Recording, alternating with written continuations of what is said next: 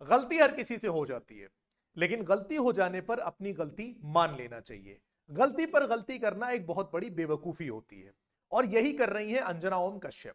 पहले तो इन्होंने गलती ये की कि इन्होंने YouTube के ऑनलाइन टीचर्स जो कि, और स्पेशली मेंशन किया कि जो स्टार टीचर्स हैं उनको दो कौड़ी का ज्ञान नहीं है। ये बोलने के बाद ये फंस गई। जब सारे टीचर्स ने अपोज किया और गोदी मीडिया के खिलाफ वीडियोस बनाना शुरू किए, तो ये चाहती तो अपने शब्द वापस ले सकती थी, लेकिन ये खुद को डिफेंड करने के लिए ट्विटर पर आ गई। और उसके बाद पूरे का पूरा बीजेपी आईटी सेल इनको डिफेंड करने के लिए मैदान में आ गया। और जो टीचर्स, मैं बार बार कहता हूं, ये वो टीचर्स हैं जिन्होंने कोविड के बाद इंडियन एजुकेशन सिस्टम को संभाल रखा है। हाँ ठीक है कि हर जगह पर कुछ लोग खराब भी होते हैं, कुछ अच्छे भी होते हैं, तो उन पर अटैक होना स्टार्ट हो गया। और उन टीचर्स के ऊपर कि ये तमाशेबाज हैं, इनको पढ़ाना नहीं आता, ये सिर्फ रील्स बना रहे हैं, 1 घंटे में 40 मिनट पढ़ाते हैं, बाकी देर बकवास करते हैं, बहुत ब्ला ब्ला ब्ला, बहुत सारी बातें कल से बोली जा रही हैं। और कल तो मैडम ने पूरा का पूरा शो कर डाला। हालांकि बॉडी लैंग्वेज कल के शो की ये दिखा रही है कि जो वॉर हुआ है टीचर की तरफ से, उसमें काफी क्षति पहुंची है। कॉन्फिडेंस डाउन है, वॉइस मॉड्यूलेशन डाउन है, कंधे झुके हुए हैं, लेकिन फिर भी हिम्मत नहीं हारी है मैडम ने, क्योंकि मालिक को सपोर्ट भी तो करना है। अब सवाल यह उठता है कि अंजना ओम कश्यप को अचानक से बच्चों की इतनी याद क्यों आने लगी? क्यों अचानक से बच्चों के भविष्य को लेकर इनको इतनी ज्यादा चिंता होने लगी, जो अभी तक शायद नहीं थी? और अचानक से इनको जो टीचर्स थे ये कोचिंग माफिया लगने लगे। मतलब पूरा का पूरा सिस्टम सही चल रहा है।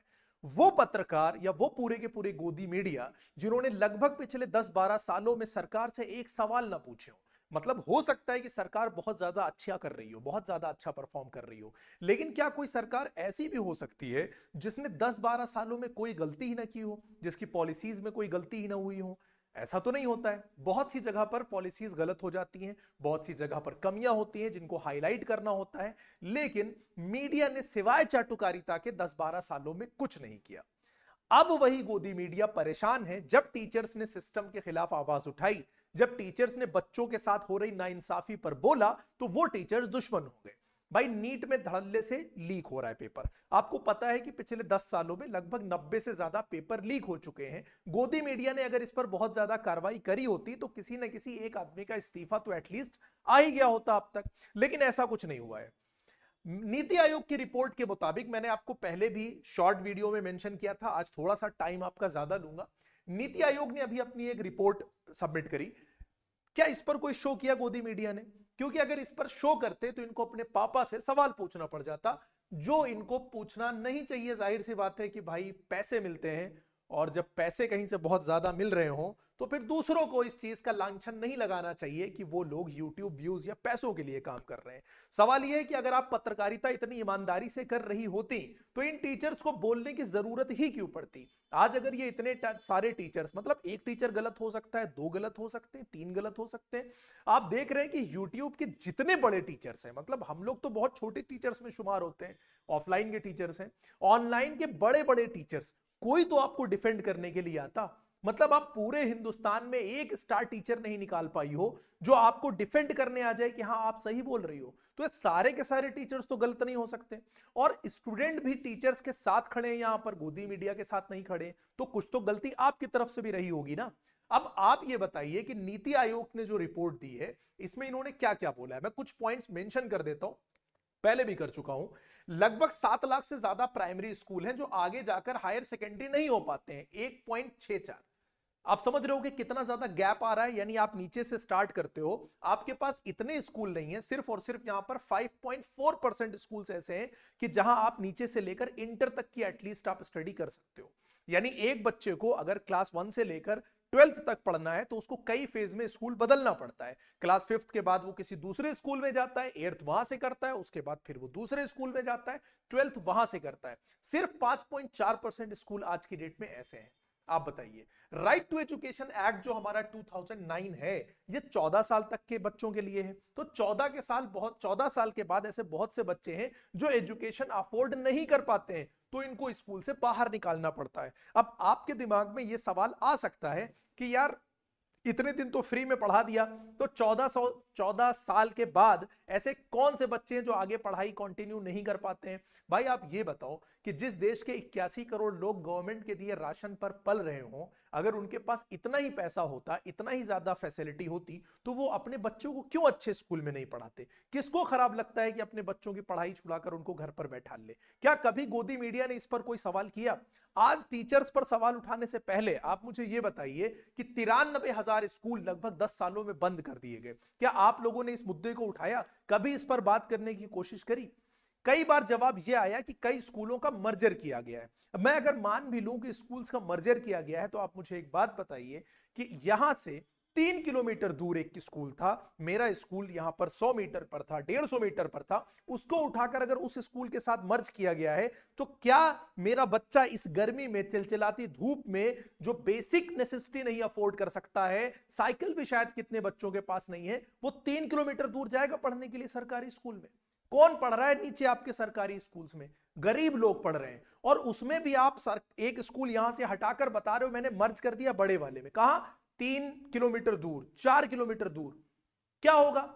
कुछ नहीं होगा। वो गरीब इंसान अपने बच्चे को घर पे बैठा लेगा, क्योंकि 4 किलोमीटर दूर तो पढ़ने नहीं भेज पाएगा। जो लोग अफोर्ड कर सकते हैं वो 10-10 किलोमीटर दूर भी भेज देते हैं अपने बच्चों को पढ़ाने के लिए, क्योंकि उनके पास बाइक है, उनके पास कार है, वो वैन अफोर्ड कर सकते हैं, तो उनको तो कोई प्रॉब्लम नहीं है। लेकिन इन गरीब बच्चों का क्या आपने इनके लिए कभी सवाल किया? नहीं। आज अचानक आपको दर्द जागा है।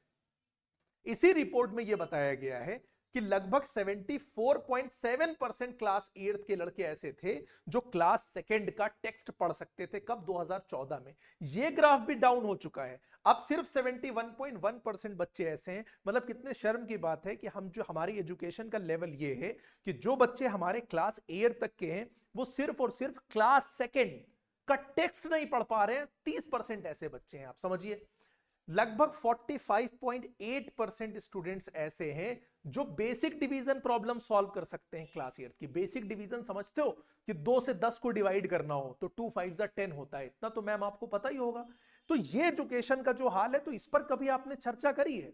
क्योंकि आपको तो झालमुड़ी से फुर्सत नहीं मिल रही थी, आप झालमुड़ी दिखा रही हैं इस देश में, बाकी इतनी समस्याएं क्या सब खत्म हो गई हैं? लोगों को पानी के लिए कितने कितने फीट नीचे उतरना पड़ रहा है, मतलब 45-45 फीट नीचे उतरना पड़ रहा है सिर्फ चंद बूंद गंदे पानी के लिए। लेकिन आपको इस सब के लिए फुर्सत नहीं है। आपको इसके लिए टाइम है कि आप झालमुड़ी के फायदे गिना सकें, आप मेलोडी बता सकें कि कितनी इतनी चॉकलेटी क्यों है, और उसके बाद उन टीचर्स पर सवाल करना जो टीचर्स इंडिया के एजुकेशन सिस्टम को संभाले हुए हैं आज। अभी जो जो आपने बात करी उस पर भी मैं बात करूंगा, बस मैं अभी चंद बातें ये बता रहा हूं कि इस पर आपने कब चर्चा करी। आप ये बताइए कि लगभग 1.25 लाख स्कूल ऐसे हैं, 1.25 लाख स्कूल जिसमें इलेक्ट्रिसिटी तक नहीं है हमारे यहां। अब आप समझ सकते हैं कि कितनी अच्छी हाल है। 60,000 ऐसे स्कूल हैं जहां पर हाथ धोने की फैसिलिटी नहीं है, यानी बेसिक फैसिलिटी नहीं है कि आप हाथ धो सकें वहां पर। आप नीचे आ जाइए, टीचर की शॉर्टेज पे आप देख लीजिए भाई। 1 लाख स्कूल है single teacher school. Single teacher school का मतलब आप समझते हैं कि एक ही टीचर हर क्लास के बच्चे को पढ़ा रहा है और हर सब्जेक्ट पढ़ा रहा है। एक ही टीचर मैथ भी पढ़ा रहा है, साइंस भी पढ़ा रहा है, वही हिंदी भी पढ़ा रहा है, वही इंग्लिश भी पढ़ा रहा है। कहां से सॉल्व कर लेंगे डिवीजन का प्रॉब्लम बच्चे? डिस्कशन किया कभी आपने इस पे? ऐसी बहुत सारी चीजें हैं। लगभग लाखों स्कूल ऐसे हैं जहां पर गर्ल्स के लिए टॉयलेट नहीं है। कोई इशू नहीं, नीति आयोग की रिपोर्ट आती है चली जाती है, आपको डिस्कशन करने का टाइम नहीं मिला होगा। अब इन्होंने अटैक किया टीचर्स पर, और इन्होंने एक बात बोली। क्या बोला यहां पर? कुछ चीजें सुनवा देता हूं, बाकी मैं बता देता हूं, सुनो। YouTube पर अपने वीडियोस में अलग चीजें दिखाते। वो कहते हैं अपने YouTube वीडियो में कि हम कपड़े रिपीट नहीं करते। वो बताते हैं कि उनके पास कितनी लग्जरी गाड़ियां हैं, जानते हैं? ये अटैक सीधे सीधे मैं बताता हूं, आप लोग जानते होंगे अभिनय सर को, अभिनय शर्मा। अभिनय मैथ्स के टीचर हैं, बहुत पुराने मैथ्स के टीचर हैं। कि वो YouTube वीडियो में वो बताते हैं कि मैं अपने कपड़े नहीं बदलता हूं। ठीक है, अगर अभिनय शर्मा अपनी वीडियो में कपड़े नहीं बदलते हैं, किसी भी YouTube वीडियो में हर एक नई वीडियो में नया कपड़ा लेकर आते हैं, तो आपको मिर्ची क्यों लग रही है? पहले ये बताइए। क्या अभिनय शर्मा कोई एक पब्लिक फिगर है जिनसे यह सवाल किया जाना चाहिए? क्या अभिनय शर्मा अपनी इनकम का टैक्स गवर्नमेंट को नहीं दे रहे हैं? अगर नहीं दे रहे हैं तो उन पे कार्रवाई होनी चाहिए। बाकी वो रोज अगर नया कपड़ा बदल रहे हैं तो आपको इसमें प्रॉब्लम नहीं होनी चाहिए। और अगर बच्चे उनसे पूछ रहे हैं और वो बता रहे हैं तो आपको मतलब क्या मैं कहूं, जिस इंसान ने पिछले 10-12 सालों में सबसे ज्यादा कपड़े बदले होंगे, कभी आपको उनके बारे में बोलने का तो ख्याल नहीं आया? अगर कपड़ों की ही बात है कि वो हर यूट्यूब वीडियो में कपड़े बदल देते हैं, तो हमारे देश में भी एक पब्लिक फिगर ऐसा है जो शायद ही कपड़ा रिपीट करता हो किसी दिन। और रिपीट करना तो दूर दूर छोड़ो, एक ही दिन में शायद 3-3 बार कपड़े बदले जाते हैं, लेकिन कभी उन पर तो आपने सवाल नहीं उठाया। ये इंसान तो झूठ नहीं बोलता है। मतलब अभिनय शर्मा को मैंने देखा है, मैं बहुत दिनों से उनको जानता हूं, मैंने कभी नहीं देखा कि वो अपनी गरीबी का रोना रोए, क्योंकि इंडिया में जो चीज सबसे ज्यादा बिकती है वो है इमोशंस और गरीबी।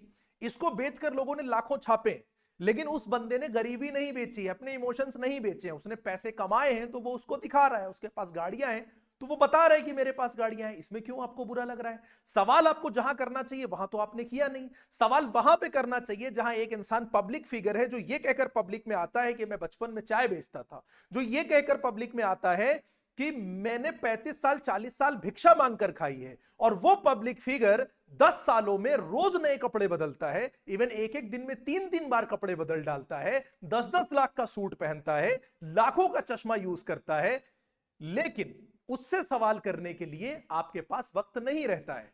तो आप बताइए कि आप इतनी हिपोक्रिट क्यों हैं?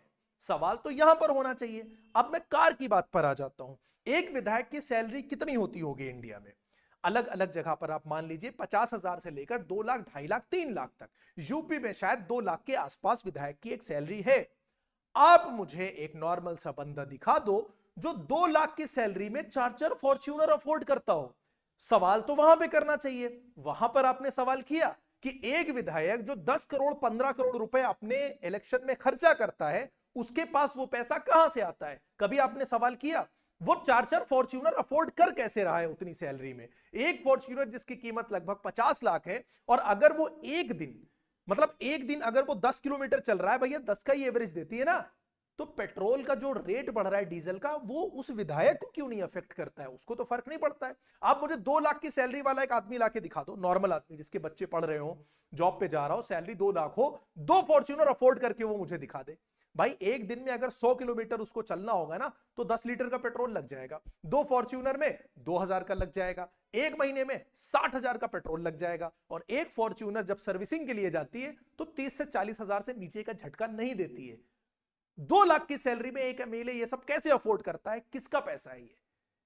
इस पब्लिक फिगर से सवाल होना चाहिए ना। एक नॉर्मल सा पार्षद, छोटे से इलाके का पार्षद, इलेक्शन जीतते ही फॉर्च्यूनर खरीद लाता है। कभी आपने इस पे सवाल किया है कि कहां से ये पैसा आता है? कौन से भ्रष्ट लोगों का हाथ है इनके ऊपर? या ये पब्लिक का पैसा नहीं है?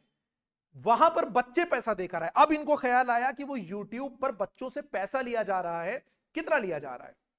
देखो, टीचर्स की लड़ाई में हमेशा बच्चों का फायदा होता है। टीचर्स अगर YouTube की कंटेंट को लेकर आपस में कुछ कंट्रोवर्सी करते हैं, बहुत कुछ ऐसा YouTube पर होता है जिसकी वजह से बहुत ज्यादा व्यूज आते हैं, व्यूज लेने के लिए टीचर कुछ टैक्टिक्स भी अपनाते हैं, लेकिन अल्टीमेटली मुझे यह जानना है कि इसमें फायदा किसका होता है? इसमें फायदा सिर्फ और सिर्फ स्टूडेंट का होता है। टीचर्स की कंट्रोवर्सी में स्टूडेंट्स का फायदा। कोई 600 का कोर्स बेच रहा था तो फिर वो 500 का लाता है, वो 500 का लाता है तो सामने वाला टीचर 400 का लेकर आता है। अफोर्डेबल इसलिए ये प्राइस हो गया है क्योंकि जब लाखों बच्चे पढ़ रहे हैं तो फिर टीचर को 300 रुपए 400 रुपए में कोर्स बेचने में दिक्कत नहीं होती है, क्योंकि एक बल्क में बच्चा होता है उनके पास, ऑनलाइन में बहुत ज्यादा स्टूडेंट होता है और बच्चों को वो 300-400 रुपए नहीं खलते हैं। लेकिन अगर आपको उन बच्चों से और उनके पेरेंट्स से इतनी ज्यादा हमदर्दी है, तो जब सस्ता पेट्रोल यानी क्रूड ऑयल लेकर इतना ज्यादा जीएसटी और इतना ज्यादा एक्साइज हमसे वसूला जा रहा था, तब आप कहां थी? जब लाखों करोड़ रुपए जीएसटी के नाम पे वसूल लिया गया, तब आप कहां थी? मतलब उन लोगों से जो पब्लिक फिगर नहीं है, उनसे सवाल करने के लिए तो आप बहुत तेजी से आगे आ गई अटैक करने के लिए। जिनसे सवाल करना चाहिए, कभी उनसे तो नहीं पूछा कि ये पैसा कहां से आता है? कभी आपने ये तो नहीं पूछा कि बीजेपी के खाते में आज 16,000 करोड़ रुपए कहां से आ गए 12 सालों में, किसका पैसा है ये? कभी आपने ये तो नहीं पूछा कि जो पार्टी ईमानदारी के नाम पर सत्ता में आती है, वो पिछले 12 सालों में शायद ही कोई ऐसा डिस्ट्रिक्ट हो जहां पर अपना मुख्यालय ना बना लेती हो, जिसका मेन मुख्यालय हजारों करोड़ में बन के तैयार हुआ हो, वो पैसा कहां से आया? कभी आप ये तो पूछने की कोशिश नहीं करती, ना ये जानने की कोशिश करती है। मीडिया का काम कायदन तो यही था कि आप इन सब चीजों पर सवाल करती, लेकिन बजाय इन सब चीजों पर सवाल करने के आपने टीचर्स पर अटैक करना शुरू कर दिया। अब आती है बात थंबनेल की। इन्होंने इसी वीडियो में कल एक और चीज मेंशन किया कि ऐसे ऐसे थंबनेल यूज किए जाते हैं ताकि वो उस पर क्लिक रेट, यूट्यूब ऐसे लोगों को प्रमोट करता है, एल्गोरिथम वगैरह वगैरह। अगर आप इतनी ही ईमानदार हैं अपनी पत्रकारिता को लेकर, तो आप अपने चैनल आज तक से ये बोल दीजिए कि भाई एक काम करो, ये यूट्यूब का मोनेटाइजेशन एडसेंस ऑफ कर दो। आप भी तो यूट्यूब से पैसा कमा रहे हो। और रही बात थंबनेल की, तो कहते हैं कि जिनके घर शीशे के हुआ करते हैं वो दूसरों के घरों पर पत्थर नहीं चलाया करते। मैडम, आपको मैं थोड़ा सा आईना दिखा देता हूं। ये गोदी मीडिया का कुछ थंबनेल्स हैं यहां पर। ये देखिए, सीजेपी ने ये जो है रिपोर्ट निकाली थी काफी पहले, आप देख लिए। सुप्रीम कोर्ट का ऑर्डर, खुद ही फंस गए मुसलमान, मियां जी का नया खौफ आ रहा है। ये किस लिए लगाया जाता है? आपको हिंदुओं का दान कबूल है, आप काजी क्यों बन रही हैं आज तक? ये जो थंबनेल आप यूज कर रही हैं, ये इधर देखिए, नया नया मुल्ला, वक्फ फॉर सुधांशु त्रिवेदी के भाषण ने उड़ाया गर्दा। ये सब क्या है? ये जो हिंदू मुस्लिम की नफरत फैला रही है, उससे तो लाख दर्जे अच्छा ही यूज कर रहे हैं वो लोग। कौन सी ऐसा थंबनेल यूज कर दिया? हाई सीटीआर थंबनेल यूज करते हैं, इससे 100 गुना अच्छा होता है भाई। ये जो आप कम्युनल गंध आपने फैला रखी है, ये रिपोर्ट आप जाकर पढ़ सकते हैं। बच्चे भी बहुत से जाकर आप लोग पढ़ सकते हो यार, और इनको जाकर बता सकते हो इसका कितना निगेटिव इंपैक्ट पड़ता है सोसाइटी में, आपने सोचा है?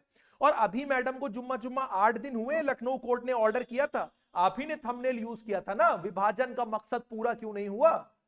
मतलब ऑडेसिटी आप लोगों की देखकर मुझे आता है कि मतलब थोड़ा भी तो शर्म होनी चाहिए।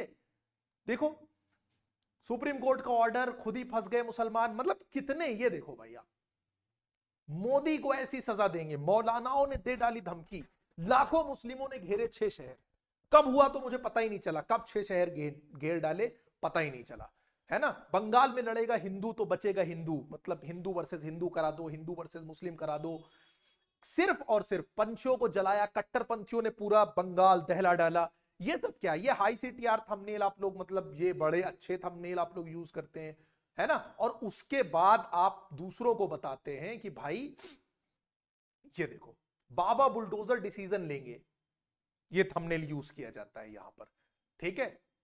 ये और खतरे में नहीं, लेकिन इस्लाम क्यों? मतलब हिंदू मुस्लिम के अलावा आप खाली आप देख लो, बंगाल, इंसा, रोंगटेक, मुर्शिदाबाद, दीदी की बड़ी भूल साबित होगी, है ना।